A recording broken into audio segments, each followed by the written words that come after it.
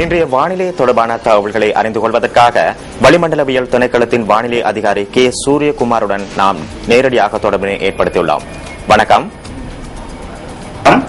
இந்த நாட்டிலும் நாட்டு சூழ உள்ள ஆழ்கடல் பிரதேசங்களிலும் மேற்கு பருவப்பெயர்ச்சி காற்றின் ஆதிக்கம் காணப்படும் என்று எதிர்பார்க்கப்படுகிறது. முக்கியமாக நாட்டின் இந்த மத்திய மலை பிரதேசத்தின் மேற்கு சரிவுகளில் இந்த தென்மேற்கு பருவப்பெயர்ச்சி காற்று காணப்படும்.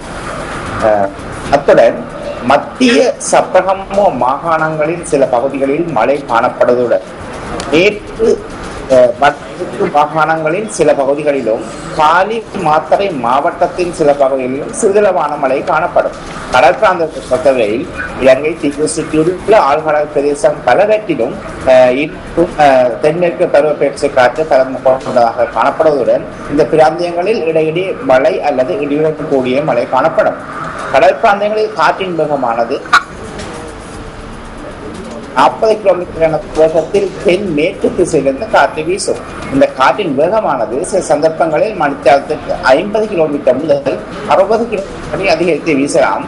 அதேவேளை இலங்கை தீவை சுற்றியுள்ள ஆழ்கடல் பிரதேசங்கள் பலவற்றிலும் இன்று கடலானது இடையிடையே சற்று கொந்தளிப்பாகவும் காணப்படும்.